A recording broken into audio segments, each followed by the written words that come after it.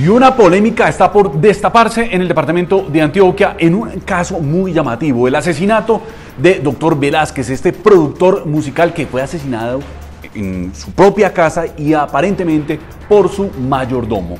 Pues la Fiscalía firmó ya un acuerdo, una negociación con este presunto asesino y advirtió que la pena sería de 29 años de cárcel. Tendría una rebaja del 43% de la pena. La Fiscalía ante un juez expuso cómo sería ese acuerdo.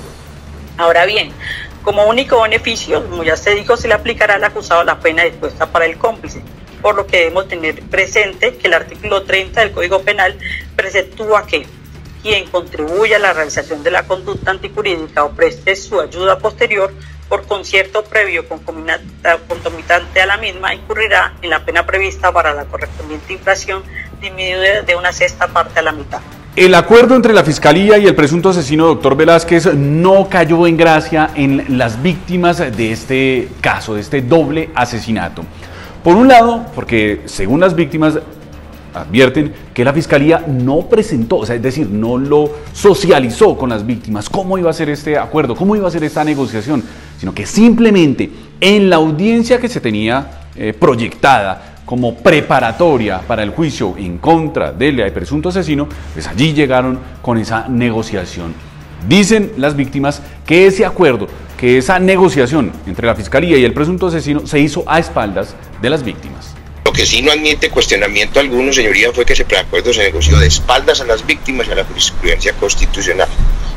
También, señoría, se contrarió la ley y la directiva 10 del 10 de noviembre de 2023 del Fiscal General de la Nación, como se lo voy a demostrar.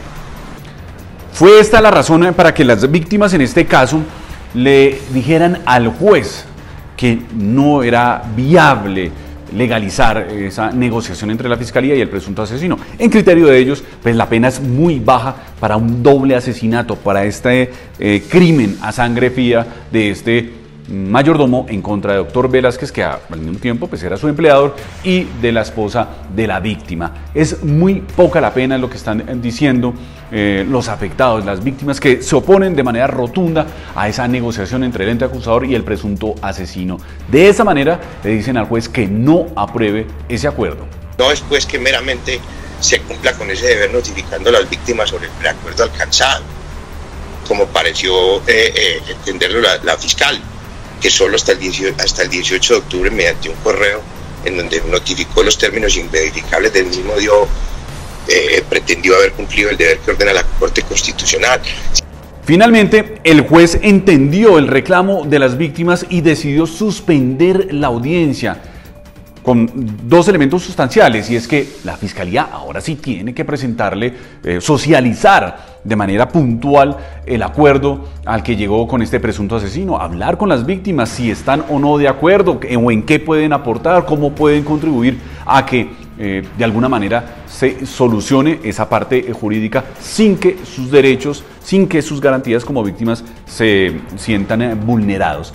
La Fiscalía ha dicho que es necesaria, oportuna, llegar a esta negociación porque de esta manera pues, se ahorra tiempo a la justicia. Pero las víctimas insisten que no se puede simplemente pensar en ahorrarle tiempo a la justicia, a la judicatura, a la Fiscalía, a los jueces, sin tener en cuenta las garantías, los derechos de estas víctimas. Es decir, que no vale tanto ahorro a la justicia si al final van a sentir las víctimas que el caso que podría quedar en la impunidad.